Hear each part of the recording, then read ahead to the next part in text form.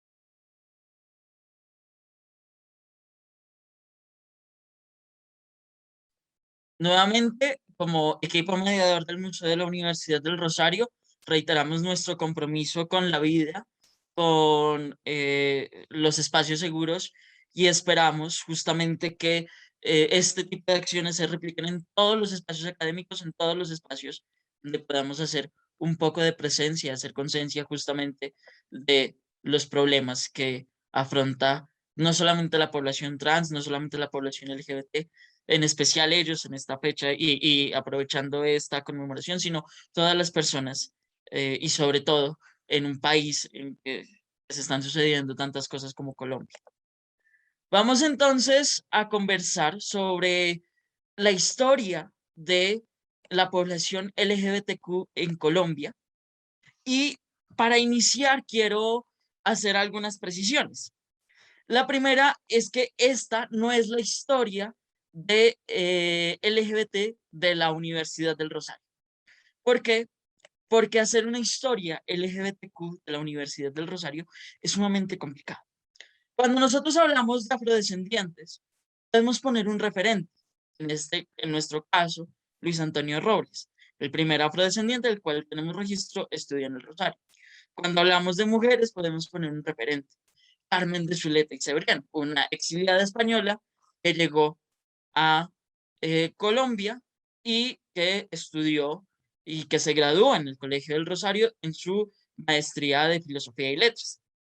Cuando hablamos de, por ejemplo, los primeros indígenas, pues necesariamente hablamos de Ignacio Pescador, quien fuera párroco de las cercanías de Bogotá, firmante del Acta de Independencia del 20 de julio, y una figura fundamental para justamente hablar de los procesos educativos en América y específicamente en Santa Fe. Sin embargo, para hablar de la población LGBTQ existe un problema y es que durante mucho tiempo todo lo que se saliera de la norma en términos sexuales y de género era oculto, era llevado bajo la piel, era algo que no se podía mostrar fácilmente. ¿Por qué? Porque podía ser condenado a muerte. Porque si no había pena de muerte, la sociedad les condenaba a vivir en lo oscuro, en lo secreto. Entonces es muy difícil determinar en qué momento ingresa el primer estudiante gay o la primera estudiante lesbiana, en qué momento ingresa la primera persona transexual en nuestra historia. La primera persona queer en nuestra historia es imposible saber cuándo sucede. Sin embargo, el claustro del Rosario tiene 367 años. He sido testigo directo de toda la historia nacional desde ese momento en que fue fundado por Fray Cristóbal de Torres hasta nuestros días. Y allí pues se puede hablar entonces de un montón de historias, de un montón de anécdotas que nos hablan justamente de las dificultades que pasaron a través del tiempo en esta historia. Iniciamos justamente aquí, en el claustro del Rosario y justamente en la plazoleta del Rosario más específicamente, que recibe el nombre de el claustro que tiene al frente. Un edificio colonial que nos invita a pensar justamente cómo era la vida antes. Y aquí viene una segunda recomendación, y es que pensemos las identidades sexuales como algo político. No solamente porque hayan defensores y hayan personas que luchan por derechos de las minorías de género, sexuales y de la población LGBT, sino porque siempre lo ha sido así. A nosotros nos han dicho siempre que la vida pública y la vida privada están separadas, ¿no? Bueno, en la colonia no era todo así.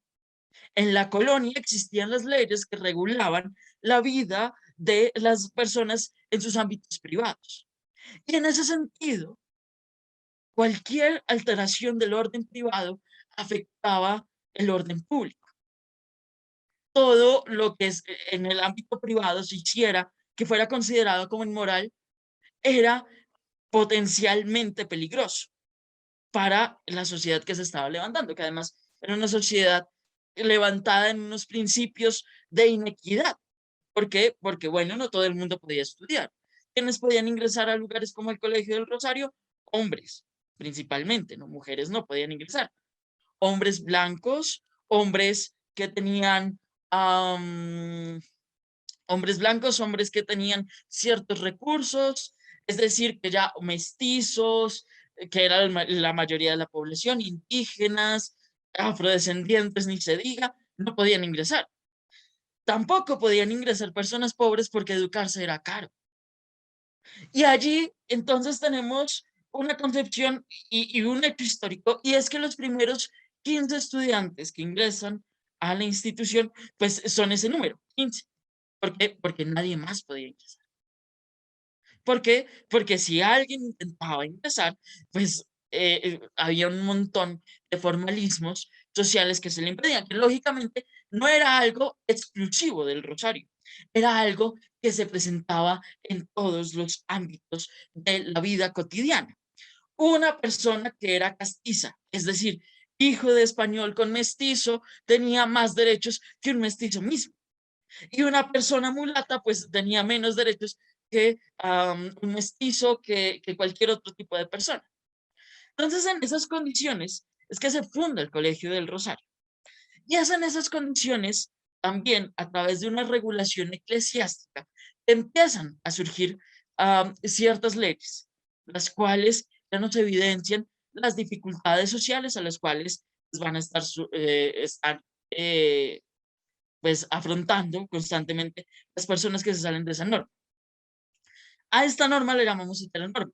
Significa, o en grandes rasgos, generalmente, sin profundizar demasiado, que las personas que se dedican a, que nacen con cierto género asignado, pues ya tienen que cumplirse con reglas y requisitos, tienen que ceñirse a ciertas reglas y requisitos sociales. Entonces, la mujer va a estar dedicada, a, eh, por ejemplo, a la cocina.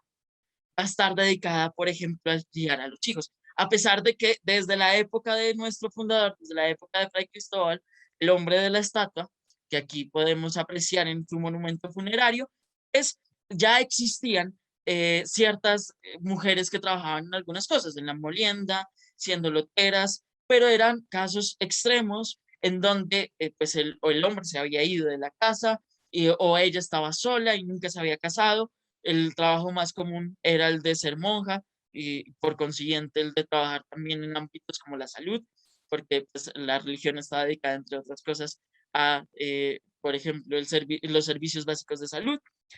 Y el hombre se va a dedicar entonces a la vida pública, a dedicarse a estudiar para conseguirse un oficio, a dedicarse a tratar de ser quien provee en la casa, quien puede opinar públicamente, quien dice lo que cree está bien decir, el que no dice o calla cuando cree que debe de callar. A la mujer no se le da ni siquiera ese derecho, la mujer tiene que estar siempre en silencio. Y esas son las condiciones de la heteronorma. Y la heteronorma, pues lógicamente supone que si una persona, un hombre, por ejemplo, empieza a salirse de esos rasgos que históricamente hemos considerado como masculinos y empieza a cuestionar el género, pues lógicamente va a ser castigado socialmente y en la época de la colonia punitivamente. A este pecado y a este delito lo conocemos como el delito de sodomía. ¿Qué es la sodomía? Bueno, cualquier cosa que se escapara de la heteronorma. Entonces, sodomita era el hombre que era sorprendido con otro hombre teniendo amoríos. Era también el hombre que un día lo encontraban en su casa vestido con una falda, o el cuerpo masculino que un día lo veían vestido con una falda, la mujer que decidía un día ponerse pantalones. Todo eso se enmarcaba dentro del delito de sodomía. Y a diferencia de lo que mucha gente piensa, el delito de sodomía no estaba castigado por la Santa Inquisición, o al menos no en América. Y ya habían referentes respecto a qué hacer con el delito de sodomía desde los tiempos de Isabel la Católica y Fernando de Aragón. Eran los momentos en donde recién se iniciaba la conquista de América y ya existía una normativa de qué sucedía si encontraban etnias indígenas que permitieran estas consideraciones que ellos pues los españoles consideraban como impuras, y también había una serie de consideraciones respecto a qué hacer si dentro de las filas conquistadores pues había algún español que resultaba ser homosexual o resultaba ser trans, en aquel momento pues no se usaba ninguno de estos términos, eran todos sodomitas, y la condena es la muerte. Las leyes son injustas, profundamente injustas. ¿Por qué? Porque sucede con ciertos delitos como la brujería y la homosexualidad y la sodomía, que no es necesario tener evidencia.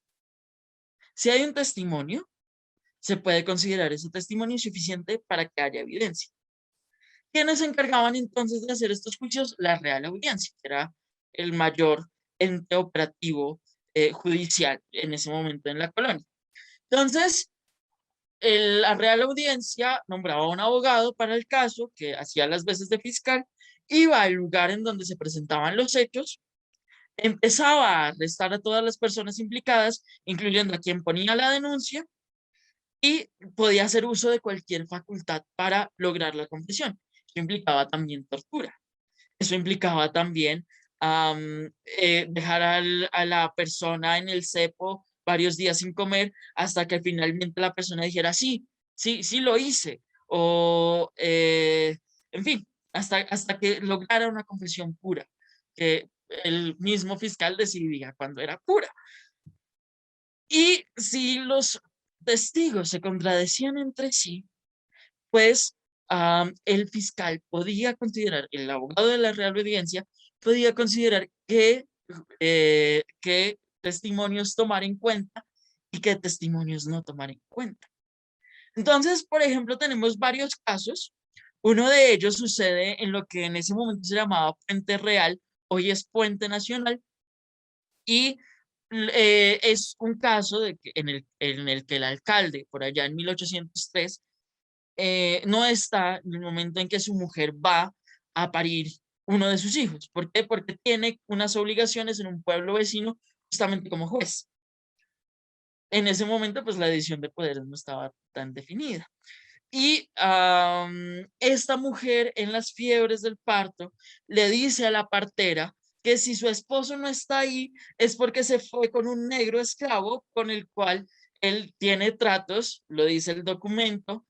Obviamente uno entiende a qué trato se refiere. Pues obviamente habla de un amorío entre el esclavo y el alcalde. La partera va y le cuenta al sacerdote. El sacerdote va y manda una carta a la Real Audiencia. La Real Audiencia manda un abogado. Resulta que cuando llega el abogado, la mujer se arrepiente de lo que había dicho.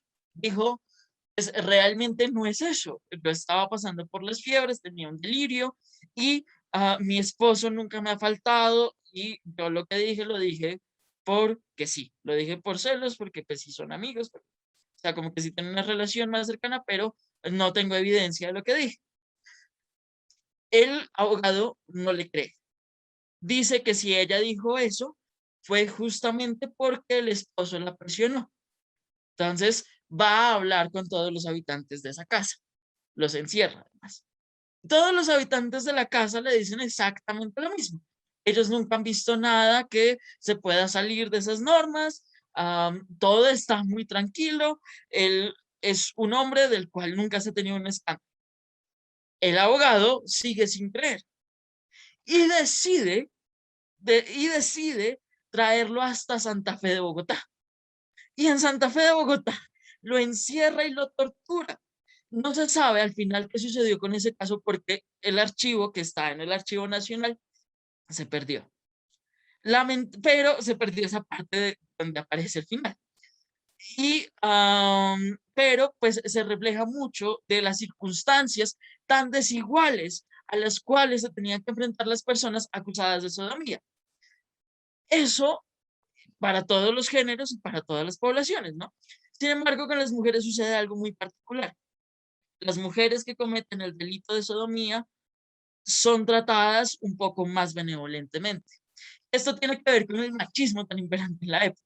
Resulta que cuando una mujer comete un delito, quien es culpable de ese delito es el hombre, porque la mujer, su esposo o su padre o la persona que está a cargo de esa mujer, porque se considera a la mujer un ser inferior, un ser que no puede pensar, un ser que no puede tomar decisiones por sí misma, un ser muy influenciable. Tenemos que recordar que tanto el delito de sodomía como estas ideas respecto a la fácil, a la fácil, no sé cómo decirlo, a la fácil intervención de un hombre hacia una mujer, pues están directamente relacionadas con la Biblia, ¿no? El primer caso, pues con una interpretación medieval de lo que se dice fue la destrucción de Sodoma y Gomorra a causa justamente de los pecados sexuales, que ahí también viene la decisión de por qué asesinar a todos los culpables o a todos los que se consideren culpables del delito de sodomía. Y es que, según la Biblia, toda la ciudad fue destruida porque algunas personas cometían ese delito, cometían ese pecado. Entonces, para evitar la furia de Dios, era necesario desaparecer el pecado como fuera. Y el desaparecer el pecado como fuera era hacerlo a través de una desaparición de sangre. Y pues lo otro tiene que ver justamente con que pues en la Biblia está que quien muerde la manzana de primero es la mujer seduce al hombre para que la muerda después. Entonces, la mujer es un ser mucho más débil que el hombre según esta perspectiva, la mujer está directamente subordinada y por ende no es capaz de tomar decisiones fácilmente, ni buenas decisiones. Es una persona a la cual siempre hay que estar vigilando. Por ende, en Europa al menos, cuando una mujer es encontrada con otra mujer o una mujer confiesa ser amante de otra mujer, pues ahí hay un poco más de piedad. Aquí en América no. Aquí en América y en la Nueva Granada tenemos casos en que dos mujeres, por ejemplo, convivieron 10 años juntas hacia la zona del Socorro y estas mujeres fueron condenadas a varios años de prisión y después al exilio. Pero eran pues las condiciones difíciles las cuales se tenía que afrontar toda la población en ese momento. Por lo mismo, es que cuando hablamos de estas épocas, pues siempre aparece el caso de lo que se llamó la monja alférez, una mujer que cansada, y esa es otra condición de la cual ya voy a hablar más adelante, una mujer que escapa de España y viene a América, se cambia el nombre y pues es como una persona trans en la época colonial, empieza a tener un nombre masculino, empieza a portar ropa de hombre, tiene negocios, se vuelve soldado. En Chile es herida y herido, y ahí se dan cuenta justamente pues de que habían sido engañados por una persona trans toda ese tiempo.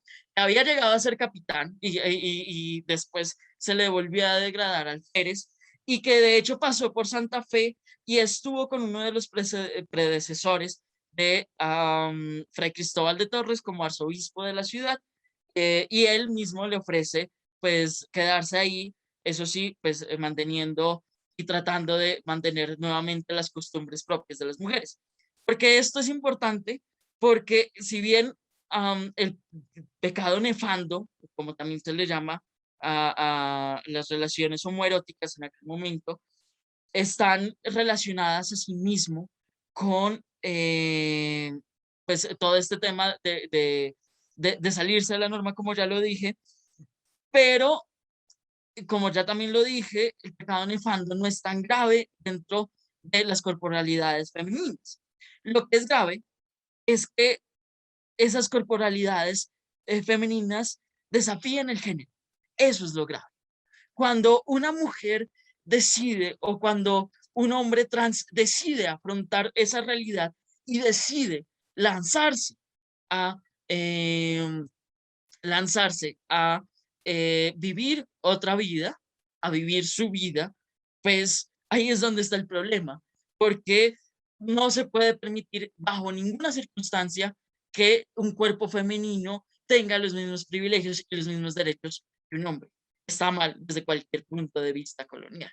Entonces, ahí sí vienen grandes castigos. ¿Y porque el caso de la monja alférez es tan peculiar y tan conocido? Porque ese caso en particular es el único caso en donde se sabe que, a pesar de que tiene que ir a donde al Vaticano a hablar con el Papa le perdona la vida y le deja seguir viviendo su vida como hombre, lo cual en esa época es totalmente un caso uno en un millón, ¿no? Es un caso totalmente atípico. Y así va a transcurrir la vida hasta que en 1810 sucede lo que conocemos como el grito de independencia, ¿no? Este claustro fue lugar y un epicentro para las conversaciones entre los criollos, que darán como origen a estas eh, a estos disturbios que sucederán el 20 de julio, a estas manifestaciones que iniciarán el 20 de julio, que terminarán y culminarán con el grito de independencia. Entre ellos, quisiera rescatar a un personaje. Su nombre es Francisco José de Caldas. Francisco José de Caldas fue un abogado rosarista, fue no solamente abogado, sino científico de amplia data, fue escritor, botánico, astrónomo, lo que diríamos, soy un berraco en todo el sentido de la palabra, clasificó alrededor de 300 plantas y muere en 1816 víctima justamente de la pacificación española, que llega después de que en España se librara una guerra de independencia y se lograra la libertad del dominio español. Resulta que con Francisco José de Caldas y nuestro tema hay dos historias que valdría la pena rescatar. La primera tiene que ver con su encuentro con el barón von Humboldt. Humboldt es un científico también muy importante de la época. Es lo que llamaríamos un genio. Genio que nos dejó muy escasa datos sobre su vida personal. Durante la Alemania nazi se trató de eliminar su figura por un hecho fundamental. Humboldt es homosexual. Humboldt, varias gente que lo conoció en vida lo decía, él prefería las relaciones con hombres que con mujeres. Y él prefería vivir la vida rodeado con hombres. Y él viene a Santa Fe, llega a la ciudad de Santa Fe, se encuentra con Mutis, que es un botánico muy importante, fundador de la expedición botánica, profesor de la Cátedra de Matemáticas del Rosario, y quien va a enviarles y a recomendarle de todas las maneras posibles que cuando viaje al sur hacia Quito se encuentre con Caldas. Caldas es una mente maravillosa. Mejor dicho, Mutis le vende a Caldas. Y Humboldt parte hacia el sur del país, hacia la frontera con el Ecuador, pues con la esperanza de encontrarse con este sabio. Este sabio lo encuentra en la mitad del camino, empiezan a conversar. Caldas es un hombre que escribe muchas cartas durante su vida y en sus cartas manifiesta mucho lo que siente. Cuando se encuentra con Humboldt, dice que es el día más feliz de su vida. Cuando las siguientes semanas son las semanas más felices de su vida, habla de que no hay mayor felicidad para la vida de Caldas, porque aparte escribía en tercera persona, no hay mayor felicidad para la vida de Caldas que encontrarse con el barón de von Humboldt. Han sido días en donde mi espíritu se siente reconfortado frente a la compañía de este gran hombre. Humboldt también escribe maravillas sobre Caldas, pero resulta que Caldas quiere acompañarlo en el resto de la expedición, sin preguntarle a Humboldt. Empieza a mandar cartas a todos sus amigos diciéndoles, yo tengo la gran posibilidad de seguir mi sueño si me voy con este hombre. Por favor, envíenme en dinero suficiente para el viaje. Yo después sabré cómo se los pago. Cuando Caldas llega a Humboldt y le dice, amigo, tengo el dinero para acompañarlo, Humboldt le dice, pero ¿quién le dijo a usted que yo quería que me acompañara? Y lo que había sido el día más feliz de su vida, prontamente se convierte en el día más desdichado de su historia. Y empieza a enviar un montón de cartas a sus amigos, en donde él dice que Caldas le incomoda. Y aparte de eso, Humboldt elige a un muchacho menor en la ciudad de Quito para que lo acompañe. Y Caldas en sus cartas dice que qué tendrá ese Adonis que Caldas no tiene. Varios historiadores han interpretado la reacción de Caldas, la reacción herida de Caldas, y se han llegado a dos conclusiones. La primera, porque además Caldas empezó a mandar dentro de sus cartas comentarios que pues en ese momento son peligrosos para la vida de Humboldt, ¿no? Por ejemplo, le manda cartas a sus amigos en Popayán diciendo que Humboldt prefería mucho a los muchachitos, que los muchachitos los llevaban a casas dispendiosas en donde se vivían pecados de los cuales era mejor no hablar. Eso en ese momento pues es un peligro. Estamos hablando de principios del siglo XIX, estamos hablando de los años de 1803. Es un peligro para la vida de Humboldt. Además que Humboldt, a pesar de que nunca esconde su sexualidad y de hecho es muy cariñoso con sus amantes, se puede leer en las escasas cartas que hay sobre él o que hay escritas de él. Es un hombre que está condicionado al momento en que está viviendo. Y Caldas se encarga de destruir la vida a Humboldt, al menos en la Nueva Granada. Trata de hacerle la vida imposible. Entonces, hay dos interpretaciones. Una es que Caldas era muy católico y que al ver que Humboldt es homosexual, decide atacarlo justamente por eso. La otra es una más reciente, que incluso ha sido investigada por varios investigadores del Archivo General de la Nación, que tiene que ver con que Caldas también era homosexual, sino que él no era capaz de aceptar pues que le gustaba Humboldt y que al contrario trataba justamente que se trata justamente de un ataque de celos, que se trata de un ataque de pues es algo que podría ser evidente en nuestra época. Sin embargo, hablar de eso durante mucho tiempo fue delito, ¿no? Fue un pecado casi mortal. hablar durante mucho tiempo de eso. Nuevamente, durante mucho tiempo, incluso en Alemania, se trató de evitar la figura de Humboldt, pese a la importancia, pese a de su peso científico, precisamente porque hablar de que un sabio, que uno de los hombres que más ayudó a construir geografía sobre nuestra fauna y flora como americanos, era homosexual, pues es algo que durante mucho tiempo le molestó a muchas personas. La siguiente historia que tiene que ver con Caldas tiene que ver con el símbolo que está inscrito en esta pared. Esa es la O larga y negra partida. Se dice que cuando Caldas estaba bajando hacia el patíbulo, es decir, cuando estaba bajando para que lo mataran, aprovechó un momento e hizo con un carbón que estaba en las escaleras un símbolo, porque pues este claustro que había sido y es considerada como la cuna de la independencia, también fue cárcel para muchas personalidades del momento, la Pola, una de ellas, y muchos rosaristas, Francisco José de Caldas.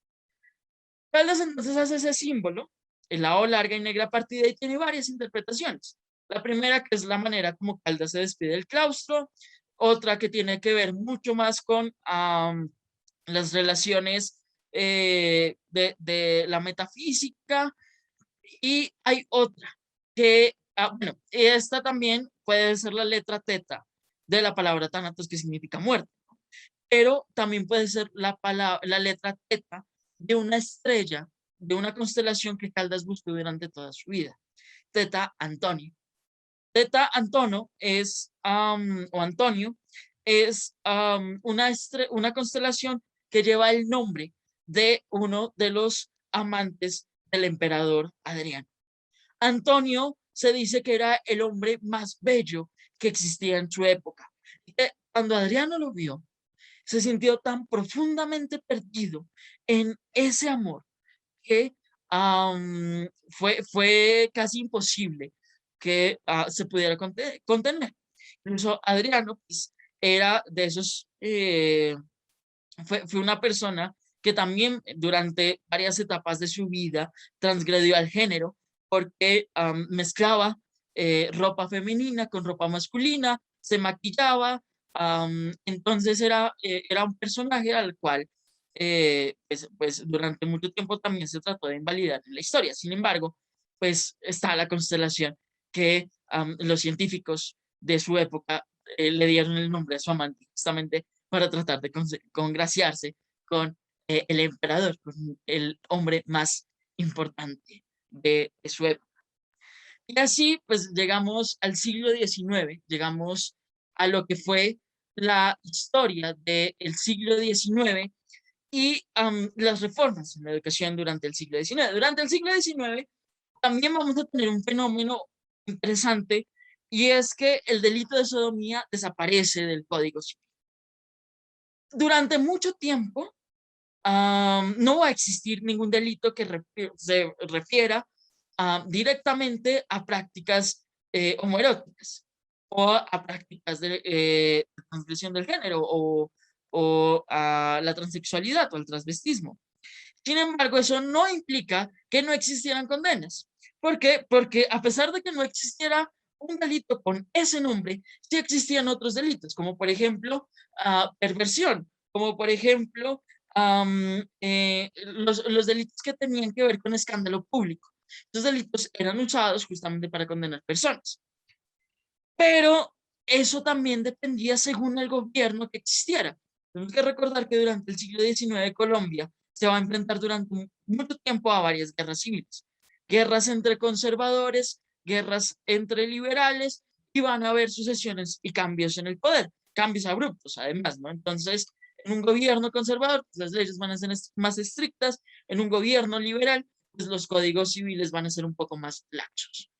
Es ahí, justamente en uno de esos tiempos más laxos, en que se va a fundar una de las sedes educacionales y una de las instituciones de educación pública más importantes del país, la Universidad Nacional de Colombia, fundada en 1867. La Universidad Nacional es la culminación de un sueño de la República Liberal, del radicalismo liberal. El radicalismo liberal cree profundamente en una idea de progreso. Esa idea de progreso está diseñada para que el país cada día se parezca más a los países ideales. ¿Cuáles son los países ideales? Francia, Inglaterra, Italia, los países que en ese momento pues, son ricos y son dueños de lo que ellos llaman la alta cultura y que son dueños justamente de ese sueño que ellos quieren y que anhelan vivir. Entonces, la Universidad Nacional va a ser ese referente para iniciar ese sueño a través de la educación, esa búsqueda del progreso. Y van a buscar todos los lugares que históricamente se han dedicado a la educación, pero es el Colegio Mayor de Nuestra Señora del Rosario, que nunca ha interrumpido sus funciones como lugar de educación y que incluso durante los años de la Universidad Nacional, pues van a ser salones de la Universidad Nacional. El Colegio de San Bartolomé, que es otro colegio que existe desde la colonia, y van a buscar otras sedes que también van a servir. Una de ellas va a ser lo que hoy conocemos como la Iglesia de la Candelaria o el Convento de la Candelaria. Convento de la Candelaria va a estar la joya de las joyas de la educación planeada desde el modelo de la Universidad Nacional. Y me refiero a la Facultad de Ingeniería Militar. Esta Facultad de Ingeniería Militar va a estar diseñada para que los estudiantes se eduquen no solamente como ingenieros, sino que tengan una educación de fuerza, porque pues, en un país que vive constantemente en la guerra civil es necesario empezar a generar soldados medianamente profesionales. Entonces, hay reglas de a qué horas levantarse, cómo portar la ropa, cómo portar el uniforme, porque en esa sede hay uniforme, cómo, qué hacer con el tiempo libre, cómo comer. Hay una normativa exacta de todo. Y durante este periodo no va a existir ningún delito referente a la sodomía, ni referente a la homosexualidad, ni referente al transvestismo, ni a la transexualidad. Entonces, sucede que durante todo este tiempo, pues las sedes más antiguas, es decir, la del Rosario y la de San Bartolomé, van a sufrir daños estructurales fuertes. Además, que van a suceder varias guerras civiles y varias tomas de Santa Fe. Entonces, estos edificios coloniales están más bien en un declive profundo, en heridas muy graves. Y una de las decisiones del gobierno y del secretario de Educación va a ser coger todo lo que se dictan en esas dos sedes, que son filosofía y letras y jurisprudencia, y meterlas en esa sede de la Candelaria donde están las ingenierías. Obviamente estos estudiantes tienen que, es decir, los estudiantes de jurisprudencia y los estudiantes de filosofía y letras tienen que obedecer estrictamente las normas que se dictan en ese lugar. Sucede que en los dormitorios donde hay varios estudiantes, muchos de ellos de otras partes del país, porque además la Universidad Nacional tiene otro referente y es que ya lo importante no es cómo pagues, cuánto pagues, sino que tú seas inteligente y suficientemente inteligente para que el Estado te pueda sacar provecho. Es algo totalmente contrario a lo que sucedía en la colonia, ¿no? Y pese a eso, la educación sigue siendo muy cara en la Universidad Nacional. Entonces, varios estados que van a formar los Estados Unidos de Colombia van a pagar becas a los estudiantes. Y pues ellos van a dormir en sus sedes y pues hay una serie de condiciones. Hay dos becados, uno de Santander, el otro de Cundinamarca. Están durmiendo en la noche, todo en una amplia habitación donde hay varias camas y uno de los estudiantes se percata que alguien se levanta de la cama y empieza a escuchar un cuchicheo, una conversación. Enciende la luz media hora más tarde y se da cuenta que las camas de los becados no están llenas, están vacías. Y a la mañana siguiente va a donde el perfecto a donde el perfecto de disciplina y le comenta el caso. Varios de los compañeros que estaban ahí acostados les van a decir exactamente lo mismo, van a decir, oigan, aquí sucedió algo, estos señores empezaron a hablar en medio de la noche y se fueron. Y uno de los muchachos fue rodeado por los otros, le empezaron a decir, usted y él ayer estaban haciendo cosas raras, ¿cierto? Y él confiesa todo. Entonces se arma un expediente en donde empieza un juicio y en ese juicio empiezan empiezan a recibir varios testimonios y llega una circular a la universidad desde la secretaría firmada por presidencia, por el secretario que hace las veces de ministro y por el mismo rector donde dicen de este caso no queremos que se sepa, no debe salir a la luz pública, porque un escándalo de estos no le conviene a nadie. Y lo que deciden hacer entonces es declarar a los estudiantes inocentes. Hay un momento en donde pues confrontan justamente al estudiante que confesó a sus compañeros y él dijo que él lo había dicho de chance, que pensaba que todos se le estaban riendo, entonces que él lo había dicho por decirlo, que eran muy frecuentes ese tipo de conversaciones. Entonces la universidad los declara inocentes, pero los expulsa. Nunca se especifica por qué los expulsa. Y eso es grave para ellos también porque al ser becados, pues tienen que mantenerse, o si no, les van a cobrar a sus familias la plata que ellos no tienen y que se han gastado durante su proceso de educación. Y ahí la historia de ambos se parte. Uno de ellos, el de Santander, empieza a mandar cartas constantemente a la Universidad Nacional diciéndoles y pidiendo el por qué, el que le den la razón de por qué lo expulsaron si a él lo habían considerado inocente.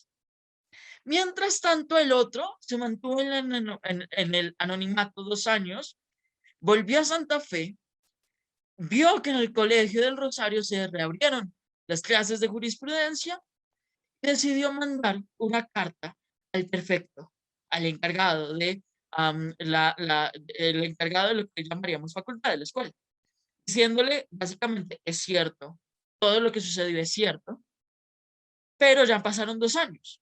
Ya todas esas personas con las que tuvimos la confrontación ya se graduaron. Déjeme continuar mis estudios. Y parece ser que sí le permitieron continuar los estudios, mientras que el otro muchacho, pues, se mantuvo varios años en pleitos judiciales tratando de que la universidad le diera una respuesta sin poderla recibir jamás. Es en esos momentos cuando empezamos a hablar justamente de lo prohibido. Empezamos a hablar de que hay temas de los cuales es mejor no hablar. Y también es el momento en que empieza a florecer una serie de nuevas conversaciones, una serie de nuevas discusiones. Estamos en el archivo histórico de la universidad, pues virtualmente, evidentemente aún no podemos regresar. Están guardados todos los documentos de la historia rosarista de varios personajes, están guardadas las cartas, las notas de varios de sus personajes, y nos sirve justamente porque en ese momento es que a la par que se empieza a hablar de lo oculto, de lo prohibido, de que hay cosas que es mejor no mencionar, también empieza a hablarse de algunos tratamientos médicos. Se empieza a hablar de la homosexualidad, de la transexualidad, no como problemas legales, sino como problemas médicos, como trastornos mentales que pueden ser curados. Y muchos de los estudiantes del Rosario que durante las décadas siguientes a este hecho, es decir, las décadas de los 80, 1880, 1890, 1910, pues van a vivir en una sociedad en donde se empieza a revivir justamente ese debate entre si es necesario volver a incluir un delito, esta vez ya llamado delito de homosexualidad, a el Código Civil, o si por el contrario es mejor declararlo como una enfermedad y tratarlo. Y esto se resuelve de la mejor manera posible para las clases dominantes del momento. Si una persona tiene dinero para pagar, puede internarse en un sanatorio y pues que tampoco es lo ideal, ¿no? Porque pues, en el sanatorio hay terapias de electroshock, hay terapias terribles, terapias en donde van a intentar empezar a, a curar van a intentar empezar y obviamente pues las personas quedan traumadas justamente por lo doloroso que eran esos tratamientos. Y si no había dinero, pues la cárcel, no había otro camino.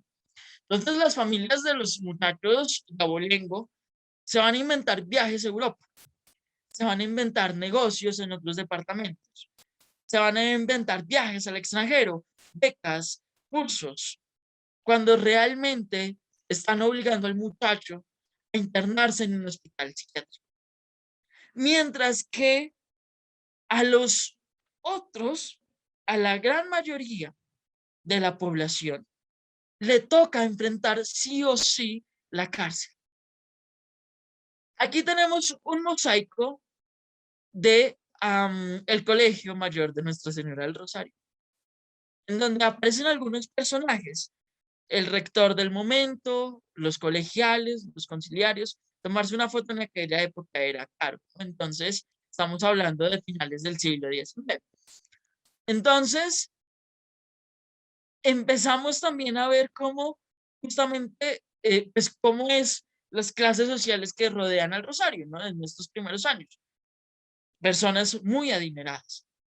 Y es aquí, dentro de estos círculos sociales intelectuales, que empiezan a surgir los primeros grupos rebeldes, de rebeliones o de acercamientos entre personas que están sufriendo la segregación por causas de género y por orientación sexual. Entonces, van a hacer lo que conocemos como grupos secretos. Van a irse a los cafés y entre los libros se van a entregar notas. Y es muy posible que alguno de los estudiantes del Rosario de esa época hiciera parte de esos grupos. Van a ir a casas privadas, casas de campo, y ahí van a poder vivir libremente lo que son. Luego, en la década de los 20 y de los 30, van a empezar a existir registros de grupos femeninos que hacen exactamente lo mismo. Y va a empezar a correrse el rumor de que hay personas con corporalidades masculinas que han empezado a vestirse de mujeres en este tipo de reuniones. Obviamente en el público no es así, y obviamente la gran mayoría van a estar casados, la gran mayoría van a tener hijos, pero siempre va a estar eso oculto. ¿Y por qué en los 30 y en los 40 va a estallar esta situación? Bueno, porque en ese momento van a empezar a surgir ciertas figuras, tanto en el Partido Liberal como en el Partido Conservador. Algunas de ellas, López Pumarejo, Gilberto Alzate Avendaño, Laureano Gómez, que son figuras que podríamos decir entre todas chocaban una contra la otra, pero todas tenían una idea y una concepción de que fuera como fuera, la homosexualidad tenía que ser castigada. Entonces, los alzatistas van a empezar a buscar estos bares y estos lugares de reuniones clandestinas para golpearlos y exhibirlos. Lo mismo van a ser los seguidores de Laureano. Y por último, quien va a ser el presidente de lo que se va a llamar la Revolución en Marcha, va a ser uno de los hombres que más duro va a insistir y que más va a hacer más dura la vida justamente de las personas homosexuales, agravando, y de las corporalidades diversas, agravando justamente los delitos, agravando justamente las penas. Y eso es algo de lo cual, pues, no muchas veces se ha hablado, ¿no? Evidentemente, empiezan a surgir entonces estos grupos de defensa también, en donde empiezan a hablarse de cuidado, van a empezar a hablar de la necesidad de generar redes de apoyo para poder mantener oculto el secreto lo mejor posible, porque donde caía uno, pues caían miles, donde caía una, pues caían miles. Y es ahí donde incluso un personaje como León Zuleta, estudiante de la Universidad de Antioquia, sindicalista, miembro del Partido Comunista Colombiano, va a hablar de la necesidad de organizar grupos clandestinos combativos y se va a armar el movimiento de liberación homosexual, que va a hacer una serie de publicaciones, primero en una revista y luego una serie de actos simbólicos en plazas, en lugares que van a empezar a cuestionar justamente el porqué de tratar esto como un delito y posteriormente como una enfermedad. Uno de los egresados del Colegio Mayor del Rosario, López Miquelsen, va a ser justamente uno de esos hombres que va a hablar de tipificar eso como enfermedad. Y después, con el tiempo, pues va a ir reflexionando y paradójicamente va a ser una de las figuras que va a ir al Congreso para allá en el año 2003 con 90 años a hablar del por qué es necesario empezar a legislar en favor de la población LGBTQ. Pero en esos primeros años de su juventud, pues, lógicamente, al igual que la gran mayoría de las personas de su tiempo, pues va a tener tendencias abiertamente homófobas y transfóbicas. Entonces, León Zuleta va a empezar a hablar de esto. Van a ir al Congreso con varios abogados de distintas universidades a hablar de que el Código Civil tiene que cambiar. En 1981, de hecho, este año cumplimos los 30 años de la despenalización de la homosexualidad. Y de que hay que sacar eso del Código Civil. Los congresistas no están muy de acuerdo porque dicen, en el momento en que nosotros publicamos esto, pues todo el mundo se nos va a caer encima. Entonces, lo que dice el Movimiento de Liberación es saquen el 1 de enero de 1981, saquen el Código Civil sin ese artículo. Elimínenlo, nadie se tiene que enterar. Y así fue. Pero a pesar de que en el Código Civil no existiera, en el Código de Policía sí. Entonces, cuando veían a un hombre agarrado de la mano de otro hombre, cuando veían a una mujer agarrada de la mano de otra mujer, pues les arrestaban y les llevaban a cárceles. Evidentemente, pues ya había una serie de abogados empezando a luchar por la necesidad de generar un espacio seguro para y empezar a cambiar las leyes que faltaban por cambiar. Esto no cobijo a todas las personas. Hasta 1990 aún tenemos casos de mujeres trans perseguidas por la policía. Y aún en los 2010 tenemos casos, lamentablemente, de mujeres trans perseguidas por la policía. Entonces, también nos vale reflexionar, también nos debería hacer reflexionar justamente por qué tanto hemos cambiado como sociedad, qué tanto hemos llegado a decir realmente que somos una sociedad diversa, si es que nos podemos llamar diversos, si es que todos estos años de historia, de represiones, eh, han sido superadas totalmente. ¿Qué tanto nos hace falta por superar? En la década de los 2000, como ya lo dije, empieza una nueva oleada bueno, estas personas, justamente, los líderes del movimiento de liberación homosexual, pues van a ser figuras que van a ser amenazadas a lo largo de la historia, ¿no? Van a ser perseguidas, van a ser, muchas de ellas tendrán que ser condenadas al exilio, al autoexilio, a León Zuleta lo van a asesinar en 1993 y es ahí en donde pues empieza a surgir la necesidad de empezar a impulsar nuevas leyes, grupos de abogados, entre ellos de la Universidad del Rosario, de la Universidad del Rosario, de la Facultad de Jurisprudencia, van a empezar a hablar sobre la necesidad de generar grupos de estudio que se dediquen a estos temas y de cómo podemos empezar a mejorar las circunstancias.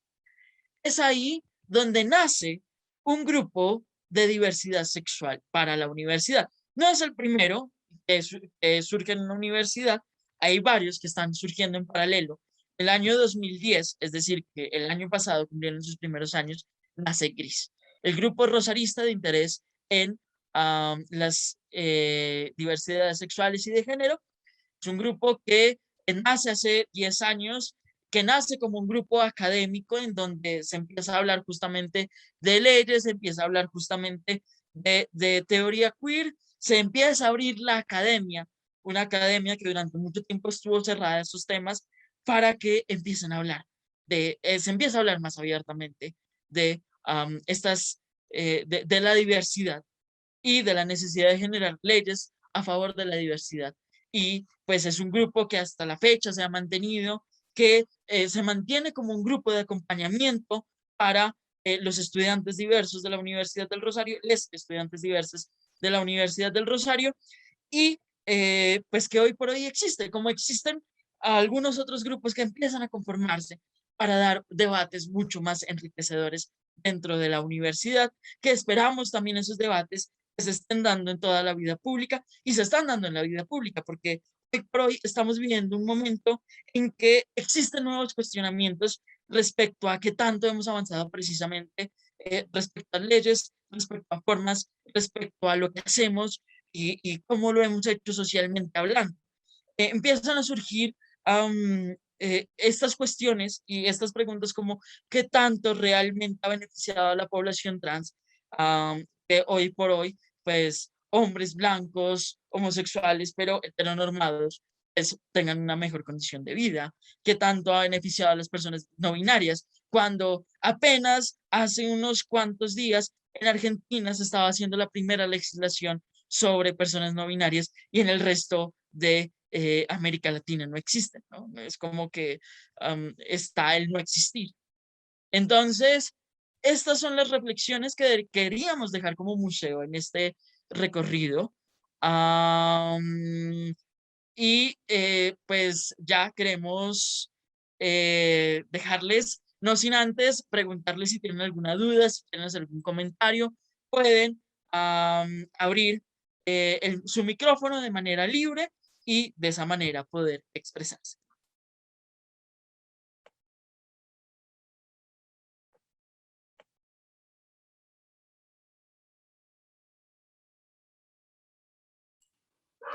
Hola Nicolás, muy chévere tu presentación, muy interesante. Yo quería hacer una pregunta, sé que de pronto va para otro tema, pero si había, ¿cuáles fueron como las influencias de estos movimientos para empezar a luchar por influencias internacionales de movimientos como que hayan empezado a hacer que se empiece a hablar de estos temas y de generar grupos de comunidades LGTBI? Sí, pues creo que todos conocen, o bueno, hay varios movimientos que se están dando en paralelo.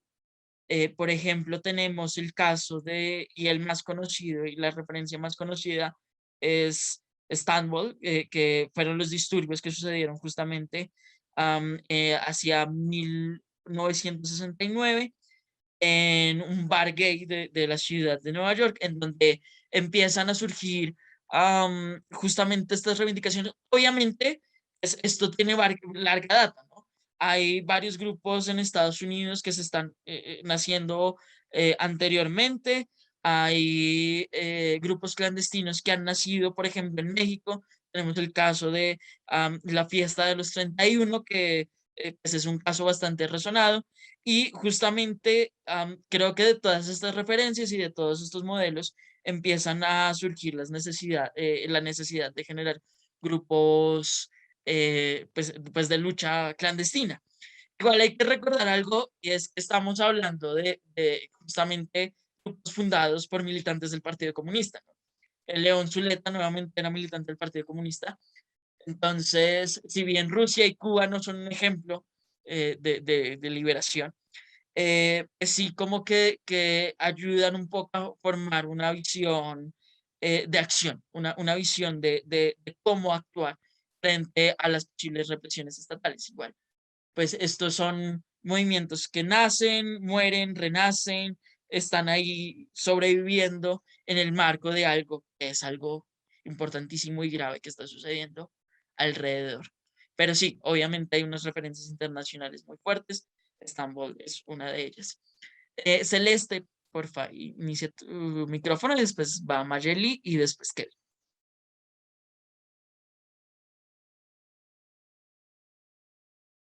Oli, pues yo más que que una pregunta tenía un comentario, y pues quería remarcar que la verdad estuvo muy interesante esta charla, o sea, me enteré de muchas cosas que no tenía ni idea, o sea, Humboldt, Caldas, el drama, entonces Entonces, pues nada, quería recalcar que pues la verdad no me esperaba como enterarme de tantas cosas de la historia de como la homosexualidad y el travestismo en Colombia, pero me pareció súper interesante y ojalá que se puedan repetir y hacer charlas como en esta temática más de seguido.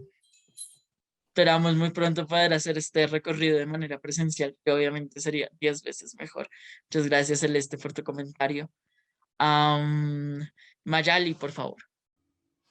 Hola, gracias, Nicolás. Sí, estuvo como muy interesante. Yo tenía como una pregunta y una invitación, comentario, invitación. Como una pregunta es que me llama la atención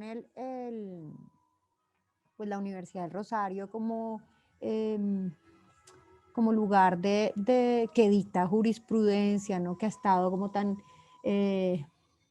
con un papel tan importante en la historia nacional del derecho. Entonces, quería saber si como que desde ese lugar eh, ha liderado algún tipo de procesos o como que ha sentido o le ha podido más como lo conservador que finalmente, que finalmente debe ser, eh, cosas que también han cambiado en los últimos años. Entonces también como que preguntar si eventualmente en términos también, no solo de las acciones políticas, como por ejemplo que desde el Museo del Rosario estemos hablando de este tema, sino en términos, digamos, de ese rol de formación, de aporte en esas líneas, ha tenido algún tipo de participación. Esa es como una de mis preguntas. Y luego viene la invitación, pero no sé si nos dices esto o... Sí, claro. Sí, efectivamente, el consultorio jurídico de la Universidad del Rosario tiene un lugar especializado a problemas de género. Es de las pocas universidades que lo tiene, entonces es un espacio donde estudiantes y profesores de la área de jurisprudencia se dedican a apoyar justamente procesos jurídicos que emprendan personas diversas, sea cual sea el caso. De hecho, en GRIS existen varias personas que estudian jurisprudencia y que trabajan desde sus conocimientos teóricos en la constitución de ese lugar de asesoramiento y de búsqueda de justicia.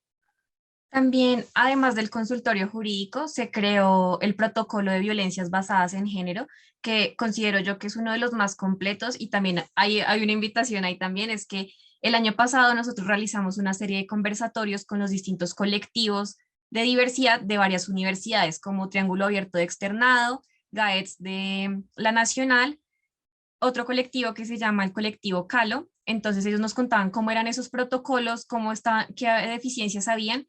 Entonces también pues en ese sentido para que lo vean y también luego vayan a leerse el protocolo que empezó a implementar la Universidad del Rosario, que es uno de los protocolos, diría yo, de los más completos y que tiene, digamos, un componente que ya no es como punitivo a los estudiantes porque siempre se tiene ese miedo de que no me van a reprobar la materia, voy a perder la materia porque estoy de pronto denunciando a mi profesor o mi profesor de pronto, porque es que las víctimas no siempre solo son los estudiantes, también pueden haber conflictos entre estudiantes o un estudiante que esté también molestando quizás a un profesor, entonces es un protocolo muy completo para que vayan y lo revisen, pues porque es muy interesante empezar a ver cómo se empieza a entender también y cómo podemos no castigar a las personas por su denuncia, porque también pasa esto que muchas veces se revictimiza a las víctimas, entonces con este protocolo se evita precisamente eso.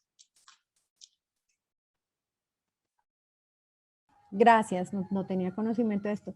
No, y la invitación es que yo hago parte del Museo Nacional de Colombia y en este momento hay una exposición precisamente sobre este tema, donde está como todo este tema del activismo de León y pues todos los antecedentes que se tienen a partir de una donación importante que hizo otro activista y bueno, y varias personas de la comunidad cercanas a la comunidad de activistas acerca de precisamente, y se llama Dos Velocidades porque primero está como toda la lucha en torno a la ganancia de derechos, yo no sé, a la, a que respetemos y que la ley como que los avale, y la otra velocidad es que de todas maneras es esta lenta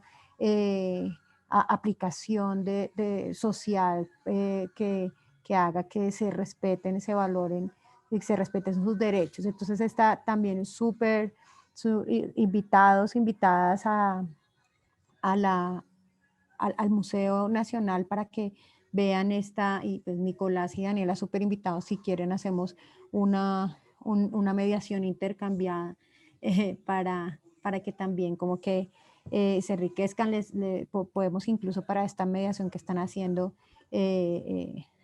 brindarles información desde los objetos de la colección que tenemos en estos temas. Está también Rajib Torres aquí en el grupo, que es el curador de esta exposición, una persona también muy generosa con sus conocimientos, se sabe muchísimo de estos temas, entonces también ahí los dejo en contacto. Entonces, muchas gracias. Muchas gracias, Maya. Sí, efectivamente el Museo Nacional, en esta exposición, que sería interesante que todas las personas presentes pudieran conocer. Kevin, por favor, y después le damos la palabra a Abril. Vale, pues yo quería preguntar, pues creo que eso es algo que sabemos todos los de Bogotá, lo de Chapinero, que como primera zona de tolerancia sexual en Colombia, que esto es más o menos hace los 50, 60, con el movimiento hippie, más o menos por ahí, si mal no me equivoco. Pero mi pregunta es si de aquí de Bogotá se han llevado pilotos a otras zonas de Colombia o América Latina. Tengo entendido que sí se hizo con Ciudad de México. ¿A qué te refieres con pilotos? De diversidad sexual, o sea, de protección y diversidad sexual. Es que, si mal no me equivoco, este programa de Chapinero como zona de tolerancia y de diversidad, es que no me acuerdo si es en Medellín o en Montería, pero quisiera saber si se sabe al respecto de otras zonas de Colombia o América Latina al respecto. Pues realmente ese dato no te lo tengo, pero pues prontamente investigaremos sobre el tema y extenderemos también lo que sea pertinente precisamente para poder contestar tu pregunta eventualmente en el futuro. Abril, por favor, enciende tu micrófono. Hola, buenas tardes. Nada más quería decir de que me gustó mucho la exposición. Creo que se nota por mi acento que no soy de Colombia, yo soy de México. Y pues muchas gracias. De verdad lo hicieron muy bien, me ayudaron a comprender más lo que es fuera la situación sobre la homosexualidad fuera de México, ahora pues en Colombia. Y quería halagarlos, decirles que hicieron una muy buena exposición, a mí me gustó mucho. Me gustó saber más, no solo sobre el ámbito de lo que es México, sino que investigaron muy bien. También se mencionó sobre lo del Club de los 31, si no creo que lo mencionas. Sobre eso tengo un dato algo extraño y que se rumorea acá, que dicen que es como un mito o algo así, que decían que uno de los hijos del presidente Porfirio Díaz estaba involucrado, no eran los hijos, era el esposo de una de las hijas de Porfirio Díaz, estaba involucrado en ese club clandestino y salió, de hecho hay revistas y hay periódicos, recortes de periódicos que se mencionó sobre eso del Club de los 31 y pues muchas gracias por haberme permitido estar aquí, me gustó mucho la plática que diste. Gracias, Abril. Sí, efectivamente, ese es el mito, ¿no? O la historia de que en realidad eran 32 y que el nuero de Porfirio Díaz, esposo de la mayor de sus hijas, pues logró escaparse de la condena y del escarnio público al que fueron sometidos todas las personas. Muchas gracias por tu presencia, agradecemos que hubieras estado aquí. Sebastián, tienes la palabra. Muchas gracias. Primero quería decir que es un espacio muy chévere, de muy buen aprendizaje sobre este tipo de temas. Importante tenerlo en cuenta em, para desarrollar los temas de género de aquí en adelante, género, sexualidad y en general de diversidad. Quería agregar cómo es digamos, como noto que siempre se ha tomado como la homosexualidad o la diversidad sexual y de género como una acción política o como una acción que irrumpe con la norma, pero digamos que a mediados de los 50 más o menos, este es que es un país que siempre intenta adoptar modelos, lo hablo desde la psicología, intenta adoptar modelos de todo lado. En el 50 salió precisamente el DSM y lo cataloga como una enfermedad mental, a lo que también se le suma como el, ya aparte de la clasificación social de que esté rompiendo con la norma, con lo que debería ser, se le da una categoría de que es una enfermedad.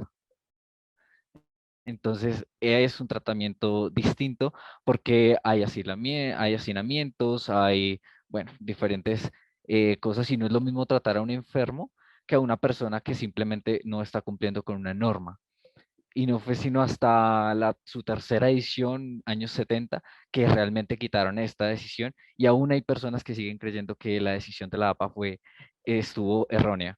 Y aún así, en otro de los manuales diagnósticos internacionales, que es la CIE, sigue como hasta los 90, sigue esta clasificación. Y eso también repercute acá, como todas las decisiones que se tomen, porque acá no se basan, todavía no había eh, un gran valor de la teoría social o de las ciencias sociales que ayudara a esclarecer cuál era el verdadero origen, que realmente no se trataba de una enfermedad, bueno, que ayudara a estudiar este fenómeno no como ellos lo imponían desde el positivismo, desde ese tipo de movimientos, sino como un hecho social, como otra característica del individuo y así. Sí, evidentemente es un proceso largo, ¿no? Es un proceso que, como bien tú lo dices, Sebastián, aún estamos teniendo algunos remanentes de ello, pero sí, y de hecho, digamos, otro personaje que en Colombia, para estos temas, es imposible evitar mencionar es Luis López de Mesa, ¿no? Quien fuera canciller de Colombia y quien en su posición de médico, pues fue uno de los mayores promotores de que en el país, aparte de la condena social y aparte de la condena punitiva, existiera el tratamiento, que pues no era un tratamiento particularmente generoso con las personas. Muchas gracias a todos ustedes por sus comentarios. Esperamos entonces que haya sido de su agrado. Nosotros queremos dejarles con nuestras redes sociales para que justamente sepan lo que estamos haciendo periódicamente en el Museo de la Universidad del Rosario y se informen justamente de todas las actividades que hacemos.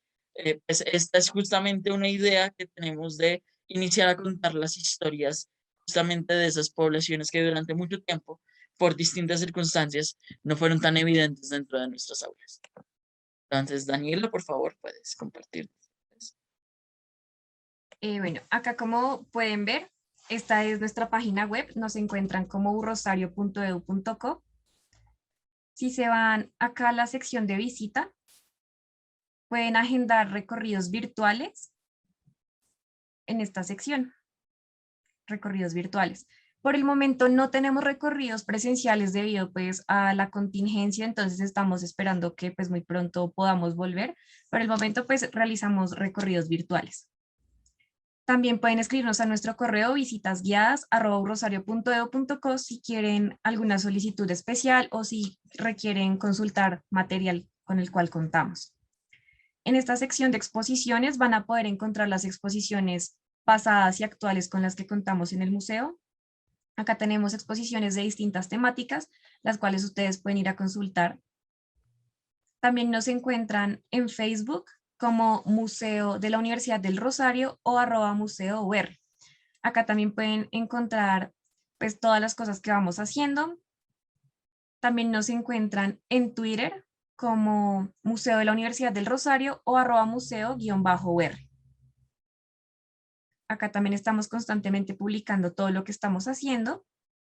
Los invitamos también a que nos sigan en Instagram, nos encuentran como Museo Universidad del Rosario o museo-UR. Acá siempre estamos publicando todo el contenido que tenemos. También nos pueden encontrar en YouTube como Museo de la Universidad del Rosario. Como les contaba, acá van a poder encontrar distintos conversatorios que hemos realizado. Durante el año pasado hicimos cerca de 4 conversatorios con los colectivos que les venía contando, entonces donde ellos nos cuentan cómo ha sido todo este proceso de ser un colectivo en universidad tanto pública como privada, cómo han sido también esos protocolos de violencias basadas en género, cuáles son las deficiencias que hay y cómo ellos como colectivos que han venido haciendo para tratar de mejorar las condiciones de la comunidad en sus universidades desde los colectivos. También nos van a encontrar en Spreaker. Tenemos un podcast, bueno, tenemos varios podcasts, nos encuentran como Museo Universidad del Rosario, pero además nos van a encontrar en distintas plataformas en donde pueden encontrar los podcasts que tenemos.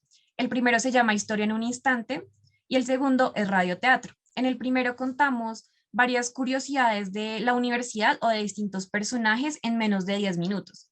Y en Radio Teatro lo que hacemos son algunas dramatizaciones sobre distintas temáticas que, como por ejemplo, la última que realizamos fue sobre la gesta independentista, entonces van a encontrar una dramatización sobre esto. Nos encuentran en Spotify, Google Podcast, Apple Podcast, iHeartRadio y bueno, ahí nos pueden buscar en varias plataformas. Y finalmente pueden conocer todas las obras del museo, todo lo que les presentó Nicolás, esa exposición donde habla un poco de la Universidad Nacional, nos encuentran en Google Arts and Culture como Museo de la Universidad del Rosario. Acá pueden encontrar unas exposiciones que tenemos que solo las encuentran aquí y asimismo van a poder encontrar todas las obras de la colección que se encuentran en el museo. Y nada, muchísimas gracias por estar aquí. Como pues ya bien nos dijo Mayali, nos invita a la exposición del Museo Nacional, entonces vayan a la página del Museo Nacional, busquen la exposición, inscríbase y asistan. Y en serio, creo que es algo muy pertinente y necesario. Entonces, bueno, les muchas agradecen. gracias. Y los esperamos en un próximo conversatorio, en un próximo recorrido. Recuerden que pueden agendarse a visitas virtuales. Si quizás son de la comunidad rosarista, también se pueden inscribir ya como tal a las presenciales, porque pues solo hay por el momento para la comunidad rosarista. Y en cuanto pues ya tengamos recorridos presenciales para el público en general, lo estamos anunciando por nuestras redes sociales, porque de verdad tenemos muchas ganas de que vuelvan, de que ustedes también conozcan presencialmente todo lo que hay en el claustro.